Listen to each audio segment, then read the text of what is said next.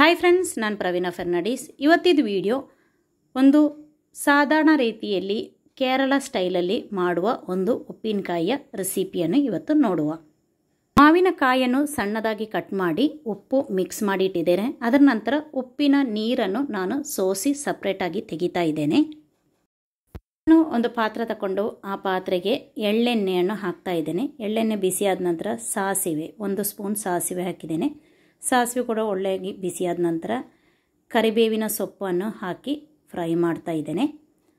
ಅದರ ನಂತರ ಬೆಳ್ಳುಳ್ಳಿ ಮತ್ತು ಶುಂಠಿ ಸಣ್ಣದಾಗಿ ಕಟ್ ಮಾಡಿ ಅದನ್ನು ಕೂಡ ಹಾಕ್ತಾ ಇದ್ದೇನೆ. ಅದು ಒಳ್ಳೆ ಮಾಡಿ ಫ್ರೈ ಮಾಡಬೇಕು.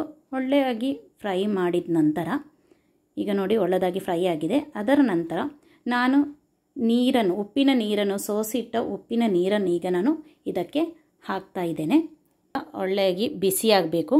ಒಳ್ಳೆ ಬಿಸಿಯಾಗಿ ಕುದಿಲಿಕ್ಕೆ ಸ್ಟಾರ್ಟ್ ಆದ ನಂತರ ನಾವೀಗ ಕಾಶ್ಮೀರಿ ಮೆಣಸಿನ ಹುಡಿ ಹಾಕ್ತಾ ಇದ್ದೇವೆ. ಕಾಶ್ಮೀರಿ ಮೆಣಸಿನ ಹುಡಿ ಕಲ್ಲರ್ ತುಂಬ ಜಾಸ್ತಿ ಇರುತ್ತೆ, ಆದರೆ ಖಾರ ಇರೋದಿಲ್ಲ. ಅದಕ್ಕೋಸ್ಕರ ಒಂದು 4 ಸ್ಪೂನು ಮೆಣಸಿನ ಹುಡಿ ನಾನು ಹಾಕ್ತಾ ಇದ್ದೇನೆ. ಅದರ ನಂತರ ಒಂದು ಅರ್ಧ ಸ್ಪೂನು ಅರಸಿನ ಹುಡಿ ಮತ್ತು ಸಾಸಿವೆ ಮತ್ತು ಮೆಂತೆ ಸ್ವಲ್ಪ ಫ್ರೈ ಮಾಡಿ ಹುಡಿ ಮಾಡಿದ ಹುಡಿಯನ್ನು ಈಗ ನಾನು 1 ಸ್ಪೂನ್ ಹಾಕ್ತಾ ಇದ್ದೇನೆ.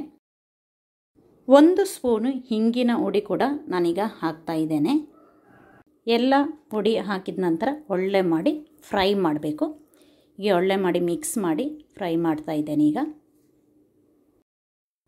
2 ಟೇಬಲ್ ಸ್ಪೂನಷ್ಟು ವಿನಿಗರ್ ಕೂಡ ಹಾಕ್ತಾ ಇದ್ದೇನೆ. ಮಾವಿನಕಾಯಿಗೆ ಹುಳಿ ಸ್ವಲ್ಪ ಕಡಿಮೆ ಆದರೆ ವಿನಿಗರ್ ಹಾಕಿದರೆ ಸ್ವಲ್ಪ ಹುಳಿ ಇರುತ್ತೆ, ಅದಕ್ಕೋಸ್ಕರ ವಿನಿಗರ್ ಹಾಕಿ ಒಳ್ಳೆ ಮಾಡಿ ಮಿಕ್ಸ್ ಮಾಡ್ತಾ ಇದ್ದೇನೆ. ಈಗ ವಿನಿಗರ್ ಹಾಕಿ ಎಲ್ಲ ಮಿಕ್ಸ್ ಆದ ನಂತರ ಕೊನೆಗೆ ನಾನೀಗ ಮಾವಿನಕಾಯಿಯನ್ನು ಉಪ್ಪಲ್ಲಿ ಹಾಕಿಟ್ಟ ಮಾವಿನಕಾಯಿಯನ್ನು ಈಗ ಅದಕ್ಕೆ ಮಿಕ್ಸ್ ಮಾಡ್ತಾ ಇದ್ದೇನೆ. ಮಿಕ್ಸ್ ಮಾಡಿ ಒಳ್ಳೆ ಮಾಡಿ ಇದನ್ನು ಮಿಕ್ಸ್ ಮಾಡಬೇಕು. ಮಿಕ್ಸ್ ಮಾಡಿ ಒಂದು ಬಿಸಿ ಒಂದು ಆವಿ ಬಂದಾಗ ನಮಗೇನೀಗ ಗ್ಯಾಸ್ ಆಫ್ ಮಾಡ್ಬೋದು. ಹೀಗೆ ಸಿಂಪಲ್ ರೀತಿಯಲ್ಲಿ ನಾವು ಮಾವಿನಕಾಯಿಯ ಉಪ್ಪಿನಕಾಯಿಯನ್ನು ಹಾಕ್ಬೋದು. ಒಳ್ಳೆ ಟೇಸ್ಟ್ ಇದೆ. ಹೀಗೆ ಎಲ್ಲರಿಗೆ ಇದು ಉಪ್ಪಿನಕಾಯಿ ನಮ್ಮ ಮನೆಯವರಿಗೆ ಎಲ್ಲರಿಗೆ ಇಷ್ಟ ಆಯಿತು.